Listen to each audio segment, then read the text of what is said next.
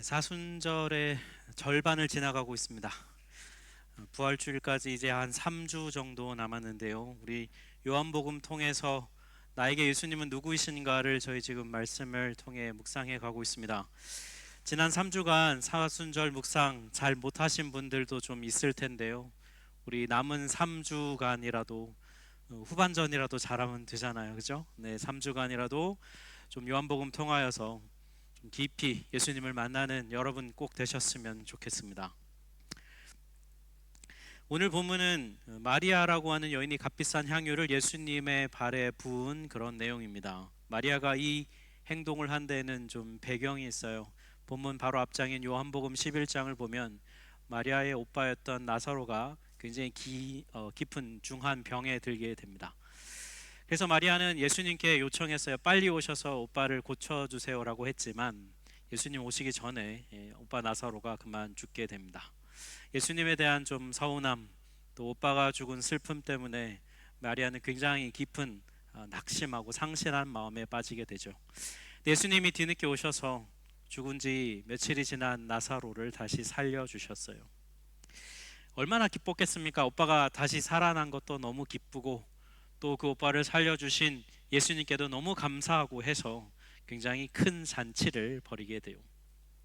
한창 즐겁게 식사를 하던 중에 마리아가 그런데 갑자기 이런 행동을 하게 됩니다.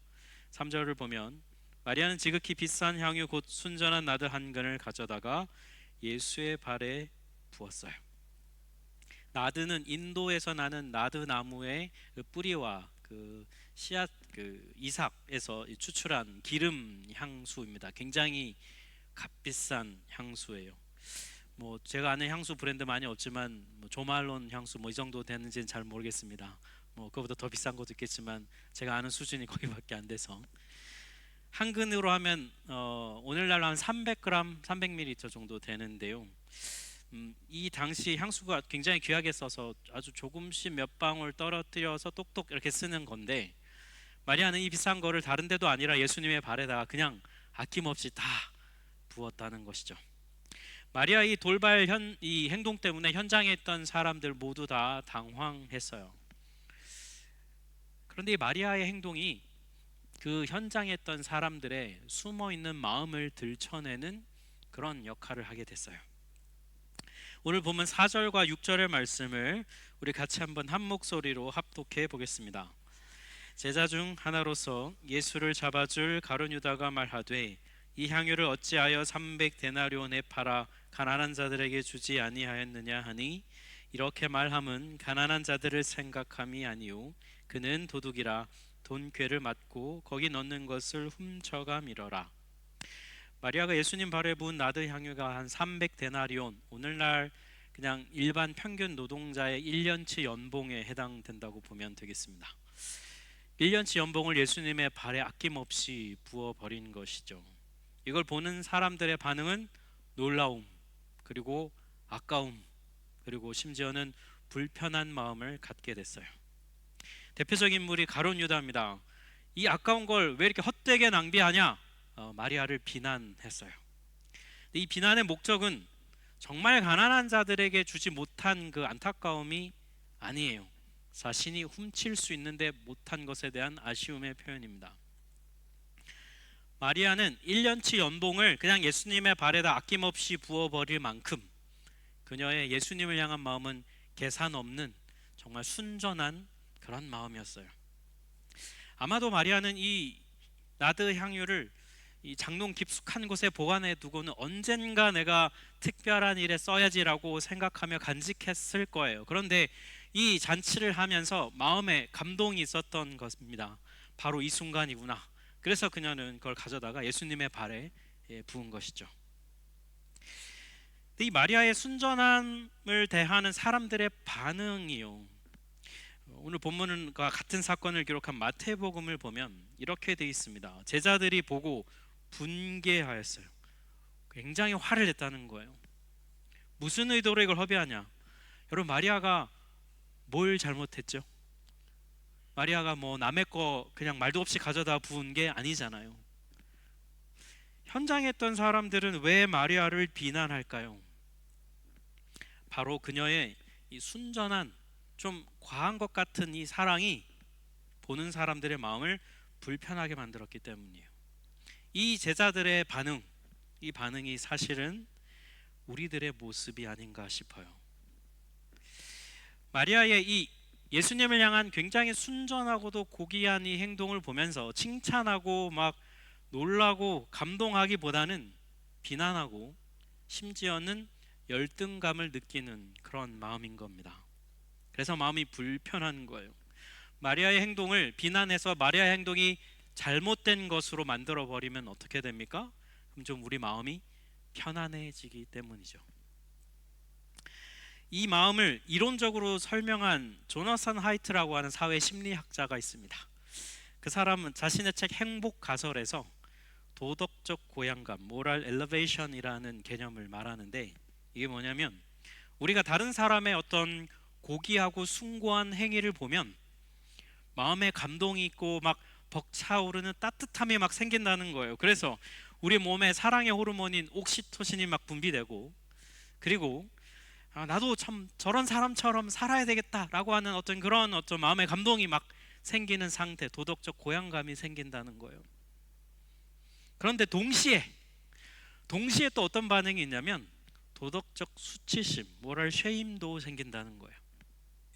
이게 뭐냐면 상대방의 숭고하고 고귀한 저 사람은 저렇게 하는데 내가 비교해보니 나는 너무 이기적이고 나는 너무 수준 낮은 도덕성을 갖고 있는 그런 마음이 들기 때문에 이게 발동이 되면 어떻게 하냐면 그 고귀하고 숭고한 행동을 한 사람을 깎아내립니다. 그의 행동을. 우리의 방어 기제를 사용하는 거예요. 저 사람은 돈도 많고, 저 사람은 시간도 많고, 저 사람은 그럴 만하니까 하는 거야. 이렇게 그 사람의 행동을 깎아내리는 거죠. 그렇게 해야 뭐예요? 저 사람처럼 살지 못하는 내가 괜찮은 거죠. 내 마음이 편안해지는 것이죠. 우리가 교회 생활하면서도 혹시 이렇게 반응하지 않습니까? 같이 막 섬기고 일하는데 어떤 사람이 정말 순전하고 순수한 마음으로 그냥 이만큼만 하면 될 것 같은데 막 더 치고 나가는 사람들이 있잖아요. 그럼 우리는 어떻게 합니까? 적당히 해. 좀 그만해. 네가 하면 나도 해야 되잖아. 그만해. 막 이렇게 우리가 그런 마음 갖잖아요. 그죠? 하향 평준화를 시키는 겁니다. 선한 마음으로 봉사하고 일하는 사람들 향해 심지어는 뒤에서 수군대 인정받으려고 저러는 거야. 이렇게 하는 목적이 뭐냐면 나를 지키려는 마음인 겁니다. 자기 방어죠. 여러분 한번 생각해 보시겠습니까? 오늘 본문에서 마리아의 행위를 비난하는 가룟 유다에게 정말 그에게 300데나리온이 생겼다면 그러면 그는 진짜로 그걸 다 팔아서 가난한 사람들에게 줬을까요? 아닐 거예요. 그는 예수님을 이용해서 자기 유익을 구하는 사람이었습니다. 그래서 성경은 그를 가리켜 도둑이라 이렇게 말하잖아요. 아마 300데나리온이 있었다면 이렇게 하지 않았을까요? 일단 적당히 보여주기식으로 한 100데나리온 정도, 굉장히 큰 액수지만 그것도 떼서 가난한 사람 돕고 나머지 200데나리온은 그냥 자기가 꿀꺽하는, 이게 바로 뭐냐면 여러분 거짓 경건이라는 겁니다. 거짓 경건은 뭐냐면 겉으로는 하나님의 뜻을 행하는 것처럼 보입니다. 그리고 안 하는 건 아니에요. 그런 부분이 있어요. 근데 실제 숨은 의도, 그건 뭐냐면 자기 유익을 구하는 거예요. 자기 욕심을 위해 향하는 것이죠. 예를 들면 이런 겁니다. 여러분 일상생활에서 우리가 하나님의 말씀에 이렇게 잘 순종하지 않잖아요. 불순종을 많이 합니다. 그러면 마음에 좀 불편한 마음이 들어요. 내가 이래도 되나? 내가 너무 불순종하는 거 아닌가? 이런 생각이 들어요. 그러면 여러분 어떻게 해야 될까요? 어떻게 해야 됩니까? 회개하고 순종해야죠. 그죠? 그런데 우리는 어떻게 하냐면 그런 마음을 갖고 다른 식으로 보상하는 거예요. 교회 와서 뭐 섬긴다든지 봉사를 한다든지 뭐 헌금을 낸다든지 이런 식으로 하는 거예요. 헌금을 했으니 나머지는 또 내 거야 이러면서 내 마음대로 하는 것이죠. 이런 거짓 경건의 삶이 틈탈 수 있다는 거예요.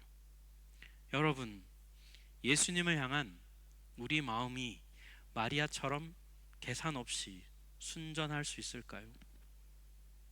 우리 정말 깨끗한 마음으로 우리 예수님을 대하고 있을까요? 혹시 나는 못해도 다른 사람의 순전함을 보면서 나를 불편하게 만든다고 속으로 상대를 비난하고 정죄하고 판단하고 적당히 하라고 하향 평준화 시키고 있지는 않는가? 약간 이 정도 하면 됐지 뭘 얼마나 더 해야 하나?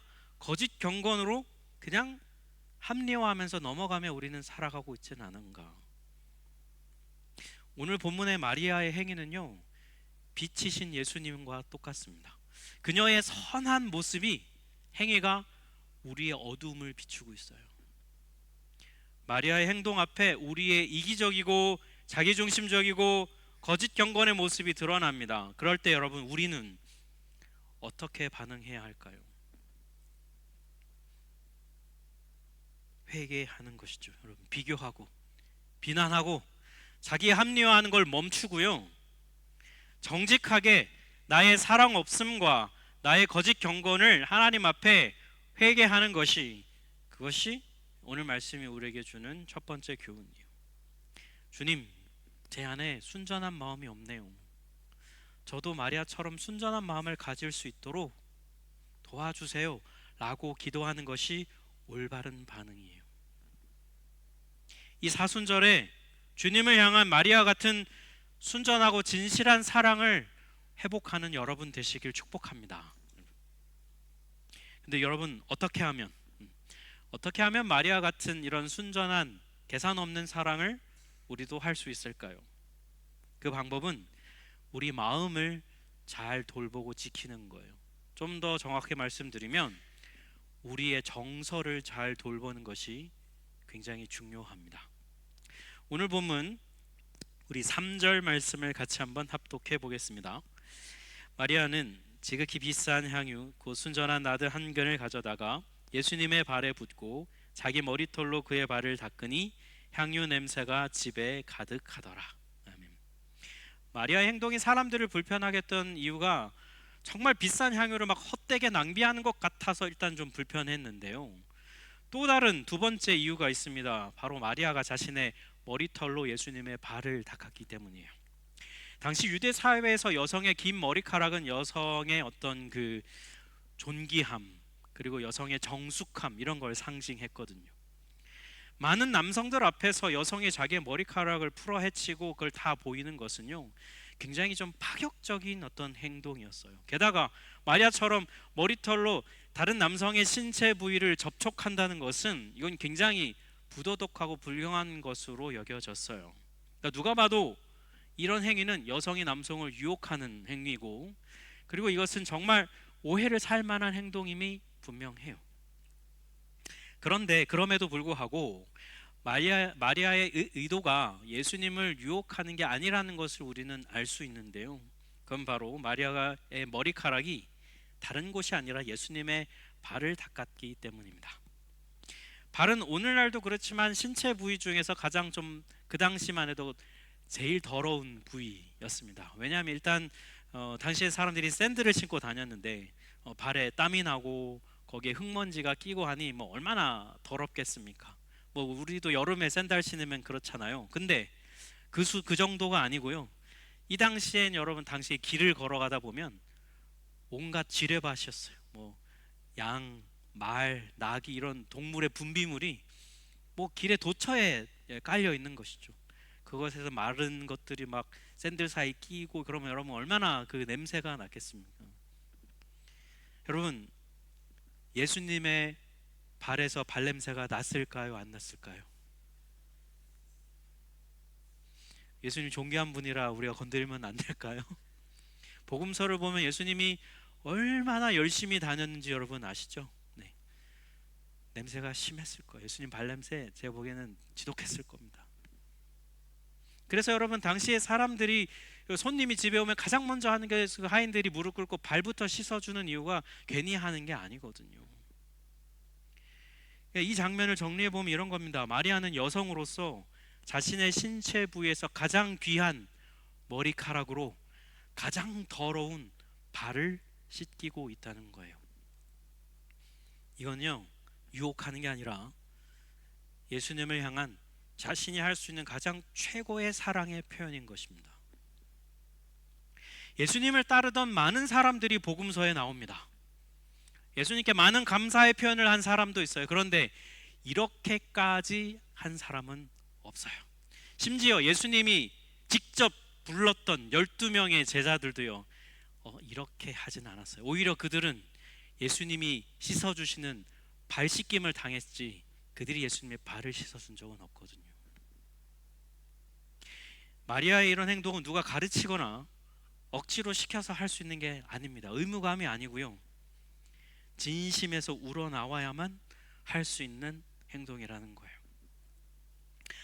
마리아의 이 행동이 우리의 오늘날의 모습을 비춰줍니다. 뭘 비춰주냐면 예수님을 향한 우리의 사랑은 얼마나 자발적인가, 얼마나 원해서 하고 있는가, 얼마나 진실한가, 이 질문을 우리에게 던져줍니다. 예수님을 향한 우리의 사랑의 수준이 어느 정도인지를 보여주고 있다는 거예요. 여러분, 우리가 오늘 이 자리에 와서 지금 예배 드리고 계시잖아요. 여러분, 예수님을 우리가 이 자리에 사랑해서 와 있는 걸까요? 아니면 의무감과 책임감으로 와 있는 걸까요? 우리 사순절이라고 해서 지금 사순절 묵상집으로 묵상하고 있습니다. 여러분, 정말 예수님을 사랑해서 예수님을 알고 싶어서 묵상을 하고 있을까요? 아니면 셀과 함께 해야 하는데 체면은 차려야 되니까, 우리 아이가 하고 있으니까, 내가 셀 리더니까 그래서 우리는 하고 있을까요? 의무감과 책임감으로 하는 것이 사랑이 아닌 것은 아닙니다. 여러분, 그것도 사랑이에요. 그러나 우리의 사랑이라고 하는 것이 의무감과 책임감에만 머물러 있다면 그래서는 안 되지 않을까요? 여러분, 신앙생활 하면서 우리가 이것저것 해야 되는 것들이 있잖아요. 성경 읽어라, 큐티해라, 기도해라, 셀 모임 나와라, 예배에 빠지면 안 되지, 교회 봉사도 해야지, 너한테 상처 준 사람 미워하지 말고 용서도 해야지, 너 가진 거 다 네 거 아니잖아, 나눠줘야지, 이기적이지 말고 자기중심적으로 살지 말고, 이런 가르침을 교회 다니면 한 1, 2년 정도면 최소한 한두 번은 다 듣습니다. 그리스도인이 이렇게 살아야 되는구나, 이런 것들을 배워요. 근데 여러분, 우리가 배운 대로 다 잘 지키나요? 못합니다.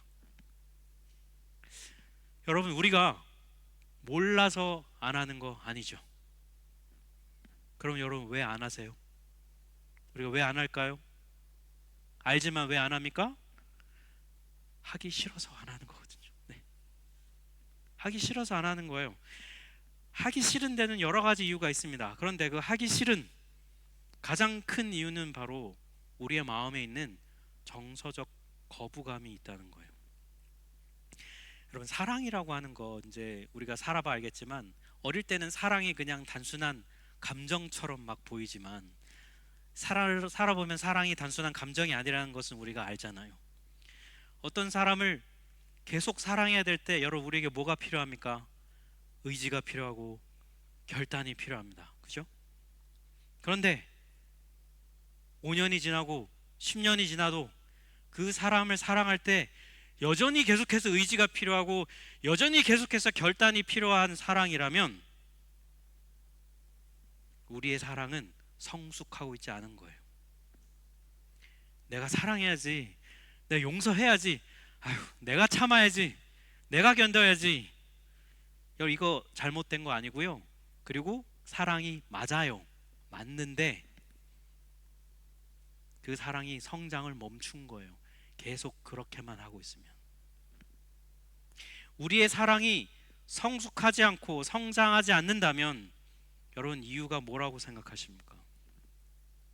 그건 바로 우리의 내면, 마음에 있는 우리의 정서가 자라지 않고 정서가 그것을 가로막고 있기 때문이에요. 피터 스카지로라고 하는 목사님이 책을 하나 썼어요. 정서적으로 건강한 영성, 이런 책을 썼습니다. 이 목사님이 그 책을 읽어보면 앞부분에 이 책을 어떻게 쓰게 됐는지를 설명을 해요. 이분이 목회를 굉장히 성공적으로 잘, 정말 일체월장 교회가 성장하면서 잘 이렇게 목회를 하고 있던 어느 날 그의 아내인 사모님이 와서 목사님에게 얘기합니다. 나 더 이상 당신 교회 나가지 않겠어. 이 목사님 충격을 받아요. 그리고 쓴 책이 이 책. 만약 저도 어느 날 하윤 사모가 와서 더 이상 이 교회 나오지 않겠어, 제가 어느 날 책을 쓰면 이런 얘기를 들은 거라고 생각하시면 될 것 같아요. 그분이 도대체 이유가 뭐지? 뭐가 문제지? 기도하며 돌아보며 자신이 참 정서적으로 미숙하구나라는 것을 발견한 거예요. 여러분, 이런 겁니다. 우리가 예수님을 삶의 주인으로 모셔드리잖아요. 그러면 그때부터 예수님은 성령을 통하여서 우리의 생각과 우리의 감정과 마음과 의지를 다스려 주세요. 그리고 변화시켜 가십니다. 우리의 생각을 변화시켜 주세요. 어떻게 변화시키시냐면 이 세상의 가치관으로 물들어 있던 우리 생각을 바꿔 주시죠. 삶의 우선순위에서 뭐가 덜 중요하고 뭐가 더 중요한지를 가르쳐 주십니다. 그래서 우리가 무엇을 위해 살아야 하는지, 우리의 삶의 목적과 방향을 올바르게 바꾸어 주시죠. 우리의 정서를 변화시켜 주십니다. 살아오면서 우리가 관계 속에서 가져왔던 우리의 정서의 부정적인 영향력들을 고쳐주시고 치유해 주시죠. 그래서 건강한 정서로 회복시켜 주세요.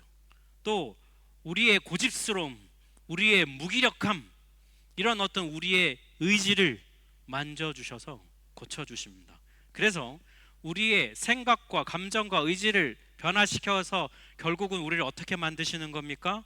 온전한 하나님의 형상을 회복시켜 가시는 거예요. 이게 복음의 능력이고 이게 복음이 우리 안에 하는 일이거든요. 그런데 특별히 여러분, 이 중에서 정서 있잖아요. 정서, 이게 중요한 겁니다. 왜냐하면 우리는 이걸 많이 무시하고 살거든요. 여러분, 이 땅을 살면서 우리에게 중요한 게 생존이잖아요. 그러다 보니까 먹고 사는 문제다 부딪히면 다른 모든 건 다 뒤로 미루고 그 일에 매달릴 수밖에 없게 됩니다. 사람이 살면서 자꾸 그렇게 살다 보면요, 정서를 무시하고 정서를 돌보는 법을 우리는 배우지 못해요. 가정에서 여러분 잘 생각해 보시면 여러분 부모님으로부터 어떻게 감정을 표현해야 되는지, 정서가 상했을 때 그걸 어떻게 건강하게 풀어가야지 우리는 잘 배우고 잘하지 못해요. 그러다 보니까 그리스도인임에도 불구하고요, 우리는 부정적인 정서를 가득 안은 채 그렇게 살아가게 됩니다. 근데 여러분 분명히 아시겠지만 정서를 무시한 채 살아가면요, 반드시 마음의 병이 생겨요. 이 시대 사람들이 그렇게 풍요롭게 살아가고 이전보다 더 기술은 발달하고 편리해졌다고 하는데도 불구하고 왜 마음은 더 병들어 갈까요? 정서를 돌보는 법을 모르기 때문이에요. 그리고 정서가 어떻게 성장해 가는지 그 방법을 모르기 때문입니다. 건강한 정서가 뒷받침되지 않은 신앙은 반드시 문제가 생겨요. 많은 유명한 목회자들, 유명한 연예인들, 유명한 사람들이 잘 가다가 큰 사건이 터져서 무너지는 일들을 여러분 잘 보시면 다 이 문제예요. 다 여기에서 걸려 넘어집니다. 건강한 정서가 뒷받침되지 않은 신앙은 결국은 우리를 위선적이고 거짓된 그런 신앙인으로 만들게 되는 것입니다. 내 마음에 원망과 불평이 막 가득한데요, 그걸 어떻게 해결할지 모르고 그냥 괜찮은 척, 그냥 열심히 성경 읽고 그냥 열심히 양육하고 열심히 봉사하다 보면 어떻게 되겠지, 그냥 그런 마음 갖고 살잖아요. 자신의 정서적인 약함을 드러내지 않고 그냥 괜찮은 척, 하나님 앞에서도 그냥 괜찮은 척 그렇게 살잖아요. 정서적 건강함을 잃은 영성, 그거는요, 복음이 가져다주는 참 변화를 경험하지 못하게 돼요. 뭘 해야 할까요? 우리는 하나님 앞에서 여러분 정직하게 반응하는 겁니다. 정서를 돌본다는 것은요, 하나님 앞에서는 정직하게 고백해 보는 거예요. 여러분, 이런 질문을 해보는 겁니다. 우리가 어떤 말씀을 듣잖아요. 그러면 그 말씀에 순종해야 되는데 아까 말씀드렸지만 우리 알면서도 안 하는 이유 뭐예요? 하기 싫어서. 그럼 그때 어떻게 해야 됩니까? 하나님, 저는 왜 이게 이렇게 하기 싫을까요? 라고 하나님께 질문해야 됩니다. 다 그렇지 나만 이런가, 이게 아니라 하나님, 저는 왜 이 말씀에 순종하기가 싫을까요? 라고 하나님 앞에 기도 제목을 들고 나가는 거예요. 정직하게 묻는 겁니다. 그러면서 성령님, 저의 마음을 비춰주셔서 무엇이 내 마음의 문제인지를 보여주시고 고쳐달라고 구하는 것이 복음을 믿는 우리가 마땅히 해야 될, 여러분, 그건 누려야 할 특권이에요. 하나님은 우리의 완벽함을 원하시는 게 아니라 우리의 진실함을 원하세요. 자신의 그 부하였던 우리아를 죽이고 그 아내를 빼앗았던 밧세바를 뺏었던 다윗이 뻔뻔하게 살다가 선지자 나단을 통해 정죄를 받습니다. 그리고 회개해요. 그때 여러분, 그가 어떻게 기도합니까? 시편 51편 17절 말씀을 같이 한번 합독해 보겠습니다. 하나님께서 구하시는 제사는 상한 심령이라. 하나님이 상하고 통회하는 마음을 주께서 멸시하시지 아니하시리다. 네. 상하고 찢기고 망가져 있는 우리의 정서, 그것을 어떻게 하라고요? 그대로 들고 정직하게 하나님 앞에 나가면 하나님 그거 무시하시지 않는다는 겁니다. 이렇게 할 때 여러분, 비로소 우리는 진실하게 사랑하는 법을 배워가는 거예요.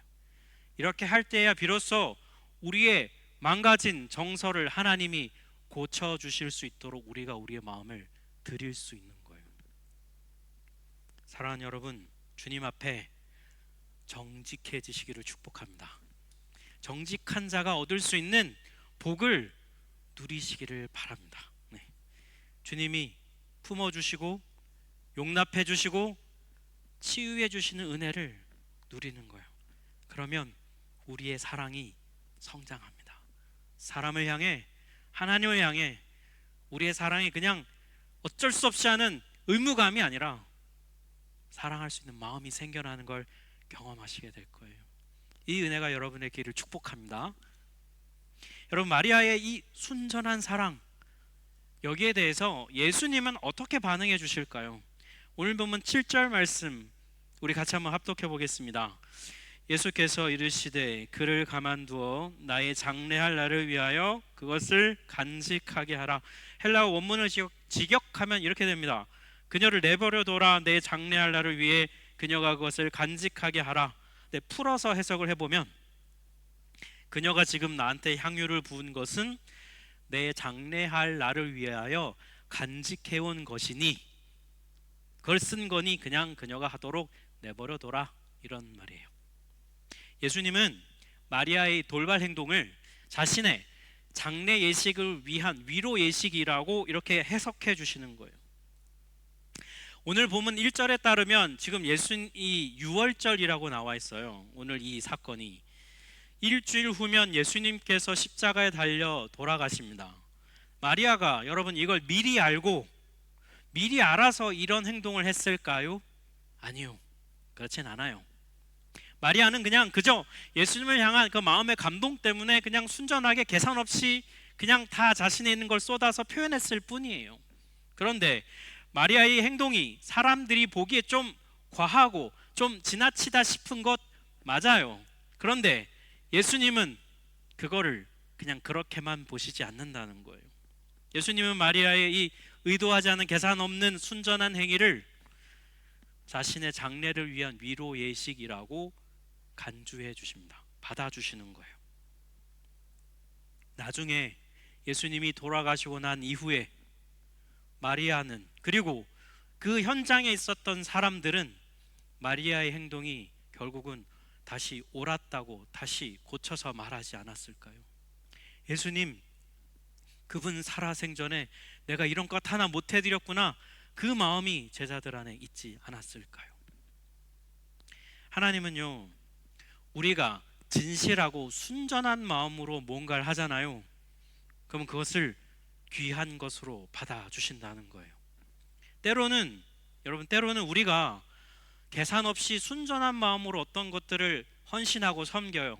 그런데 그 결과가 아무것도 남는 게 없는 것 같고 굉장히 허하고 괜히 쓸데없는 짓 한 것 같고, 그래서 내 마음에 괜히 했네, 아무도 알아주기는커녕 오히려 욕만 먹고 그냥 비난만 듣네, 다시는 하지 말아야지, 이런 마음 우리가 가질 때가 있습니다.